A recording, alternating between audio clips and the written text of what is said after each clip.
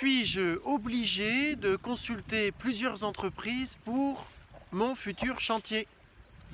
Je m'appelle Adrien Sauvich, je suis le fondateur des solutions ATSO, outils de management de projets de travaux. Architecte et inscrit au tableau depuis 2008, je suis là pour t'accompagner à devenir un véritable maître d'œuvre. Je suis là pour que ton architecture s'exprime pleinement et que tu en tires toute la satisfaction que tu mérites.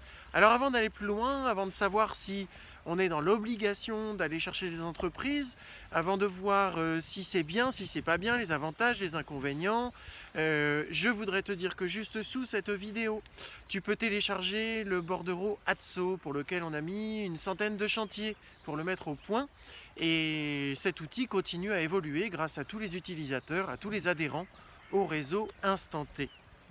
Alors, est-on d'abord obligé, vraiment obligé, est-ce que la loi dans les marchés de travaux, l'ordre des architectes, tout ça, nous oblige à faire un appel d'offres? Non, on n'est pas obligé. À partir du moment où c'est vu avec le client, à partir du moment où le client est d'accord sur ce point-là, nous ne sommes absolument pas tenus, de faire un appel d'offres. Maintenant, un appel d'offres, c'est très positif parce que vous allez pouvoir découvrir des entreprises, vous allez pouvoir challenger des entreprises. C'est vrai. Mais est-ce qu'on est obligé de passer par la case appel d'offres pour faire ça? Je ne crois pas. J'arrive à challenger les entreprises parce que de temps en temps, d'autres entreprises viennent quand même me voir, me proposent leur prix, je leur fais chiffrer un devis, un chantier ou un autre, et j'arrive tout à fait à maintenir les bons prix avec mes entreprises. Et d'ailleurs, avec l'outil dont on parle, celui qui est juste en dessous, les entreprises n'ont plus grand chose à faire au niveau des maîtrés, au niveau des prix, tout ça, au niveau des chiffrages et des provisions. Donc quelque part, on arrive à garder des prix relativement bas, tout en mettant des quantités tout à fait raisonnables et normales, parce que les entreprises finalement n'ont plus grand chose à faire. On fait le boulot pour lequel on est rémunéré, en fait, on est maître d'œuvre. Et donc ça se passe très très bien comme ça.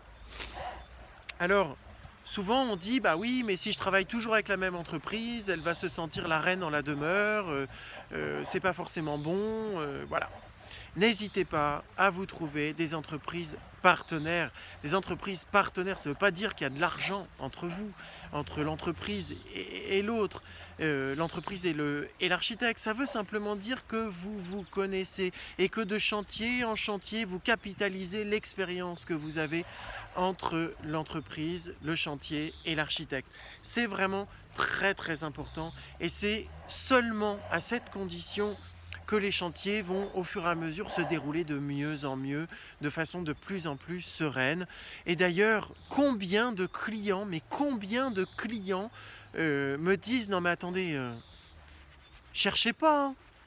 Parce que souvent je leur demande, est-ce que vous avez des entreprises avec qui vous trouvez... Ah non, non, mais attendez, cherchez pas, hein, monsieur Sauvich, hein. Nous, on veut vos gars, on veut vos entreprises, on veut les gens avec qui vous avez travaillé, que vous connaissez, voilà. Donc, mais combien de clients me disent ça? Alors, bah, pour cela, je ne vais pas commencer à leur dire, si, vous comprenez, il faut absolument faire un appel d'offres, c'est obligatoire. Bah non, non, ils vont gagner du temps en ne faisant pas d'appel d'offres, moi aussi. Ils vont gagner en qualité de réalisation parce qu'en fait, bah, effectivement, ils vont acheter quelque part une prestation complète. Et puis, donc voilà, hein, ce sont mes clients qui me disent on veut vos équipes, quoi. Donc là, j'ai pas de scrupule à pas faire d'appel d'offres. Et puis sur le chantier, je ne suis pas du tout tenu les pieds et poings liés par mes entreprises.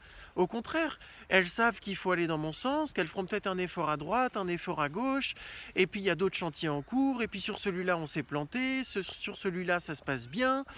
Et c'est toute une relation qu'il faut nouer avec cette entreprise. Je ne me suis jamais senti lié ou pénalisé parce que je travaillais toujours avec la même entreprise.